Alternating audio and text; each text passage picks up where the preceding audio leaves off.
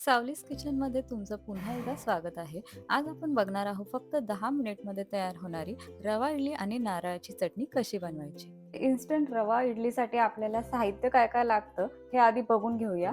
त्यासाठी मी इथे घेतलाय 3 वाटी रवा. रवा बारीक असला जाडा असला काही फरक पडत नाही. इथे मी जाड रवा घेतलेला आहे. त्याच्यानंतर घेतला आहे इथे 2 वाटी दही. हे दही घरचं आहे, मी नेहमी घरीच दही बनवत असते. त्यानंतर इथे घेतले आहे 2 पाकिटं इनोचे. 3 वाटी रवा आहे म्हणून मी 2 पाकिटं घेतले. जर रवाची क्वांटिटी कमी असेल तर तुम्ही इनो 1 पाकिट घेतलं तरी चालतं. आता आपण बघूया चटणीसाठी काय काय घेतलंय ते. चटणीसाठी इथे मी अख्खा नारळ घेतलाय म्हणजे ओलं खोबरं. त्यानंतर इथे घेतलं आहे हिरवी कोथिंबीर, 2 मिरच्या, लसूण, आल्याचा तुकडा आणि भाजलेली चण्याची डाळ. तर सर्वात आधी एका बाउलमध्ये रवा घेऊया.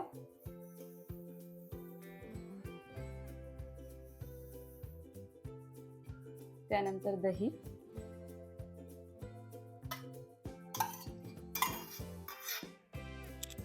हे सगळं मिक्स करून घ्यायचं. जर तुम्हाला मिश्रण जास्तीच कोरडं वाटलं तर थोडंसं पाणी टाकू शकता. तर आधी मी हे मिक्स करून घेते आणि मिक्स करून झाल्यावर मग जर मला गरज वाटली तर थोडंसं पाणी टाकेल. ते तुम्हाला पुढे व्हिडिओमध्ये दाखवते. मला हे मिश्रण जरा कोरडंच वाटतंय, मी यामध्ये थोडंसं पाणी टाकते. मी पुन्हा पाणी टाकलं यामध्ये. आता हे चांगलं मिक्स करून झालेलं आहे. याला 10 ते 15 मिनिटं रेस्ट करायला ठेवून द्यायचं. रवा जोपर्यंत मुरतोय तोपर्यंत आपण चटणी बनवून घेऊया. त्यासाठी मिक्सरच्या भांड्यामध्ये मी ओलं नारळ घेते. कोथिंबीर, मिरची आणि आलं लसूण हे मी स्वच्छ धुवून घेतले आणि हे सुद्धा मिक्सरमध्ये टाकते.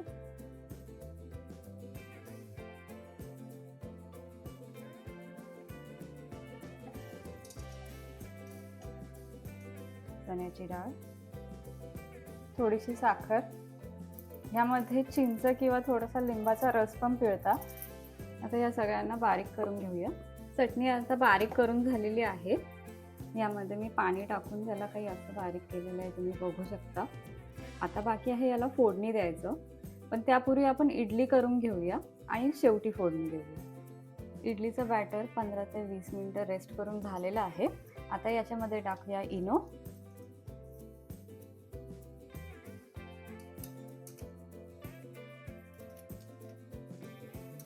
त्यानंतर याच्यामध्ये पाणी टाकायचंय जेणेकरून हे ॲक्टिवेट होईल आणि जसंच हे बॉईल येतील तसं पटापट मिक्स करून घ्यायचं. आता ह्या स्टेपला तुम्हाला याची कन्सिस्टन्सी कशी पाहिजे त्याप्रमाणे तुम्ही पाणी ॲड करू शकता. तर यामध्ये पाणी टाकायचंय. तुम्हाला जशी कन्सिस्टन्सी पाहिजे तसं यात पाणी ॲड करा. हे मिश्रण छान एकजीव होण्यासाठी मी याला हँड ब्लेंडरने ब्लेंड करून घेत आहे.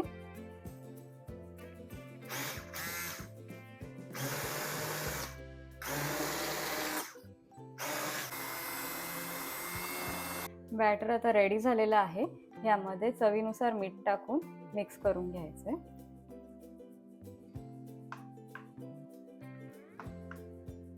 आता आपण इडलीच्या भांड्याला ग्रीस करून घेऊया.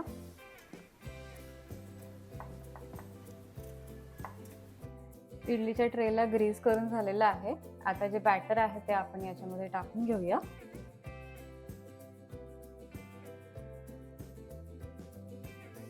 मी यामध्ये थोडीशी जागा शिल्लक ठेवते, कारण इडली फुगली तर तिला फुगायला जागा भेटत नाही जर आपण पूर्णपणे हा ट्रे भरला तर. इडलीच्या भांड्यामध्ये मी पाणी टाकून तापत ठेवलं होतं, तर आता त्याला छान उकळी पण यायला लागली आहे. तर इथे मी छोटीशी लिंबाची फोड टाकते. ही यासाठी टाकते की कधी कधी काय होतं ना, उकळी येऊन येऊन भांडं ना काळं पडतं. तर त्यासाठी ना जर तुम्ही ह्यामध्ये लिंबाची फोड टाकली तर ते काळं नाही पडणार. आता ट्रे आतमध्ये ठेवते वाफवण्यासाठी. याला आता 7 ते 10 मिनिटासाठी वाफ द्यायची आहे. सुरुवातीचे 2 ते 3 मिनिटं मध्यम आचेवर आणि नंतर कमी आच केली तरी चालेल. इडली जोपर्यंत वाफते तोपर्यंत इथे मी चटणीला फोडणी देते. त्यासाठी मी कढई तापत ठेवली होती आणि ह्याच्यामध्ये आता तेल टाकते. मोहरी, मोहरी आता छान तडतडून झाली आहे. आता यामध्ये मी टाकते आहे कढीपत्ता, चटणी,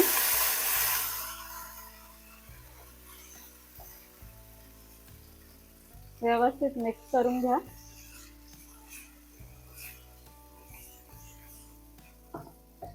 आता यामध्ये तुमच्या आवडीनुसार पाणी टाका. इथे मी पाण्याचा वापर थोडा जास्ती करते, म्हणजे याची कन्सिस्टन्सी थोडीशी पातळ होईल. चटणी रेडी झालेली आहे. इडली वाफली आहे. आता याला टूथपिक टाकून चेक करूया की पीठ शिजलंय की नाही. तर हे पीठ पूर्णपणे शिजलेलं आहे. आता आपण याला सर्विंग प्लेटमध्ये सर्व करूया. कधी पण इडली काढताना गरम गरम ट्रे असताना नाही काढायचा. त्याने काय होतं की इडली लवकर निघत नाही आणि बऱ्यापैकी ती ट्रेला चिटकते. त्यामुळे थोडासा गार होऊ द्यायचा, म्हणजे काय होतं की इडली इझिली निघते आणि जास्त पीठ चिटकतही नाही. तर हे तुम्ही बघू शकता किती सॉफ्ट अँड फ्लफी इडली झालेली आहे. अचानक इडली खायची इच्छा झाली आणि डाळ तांदूळ भिजत घातले नसतील तरी काही हरकत नाही. फक्त 10 मिनिटात झटपट तयार होणारी ही रवा इडली आणि नारळाची चटणी तुम्ही कधीही बनवून एन्जॉय करू शकता. जर ही रेसिपी तुम्हाला आवडली असेल तर व्हिडिओला लाईक नक्की करा आणि सावलीस किचन या चॅनलला सबस्क्राईब करायला विसरू नका.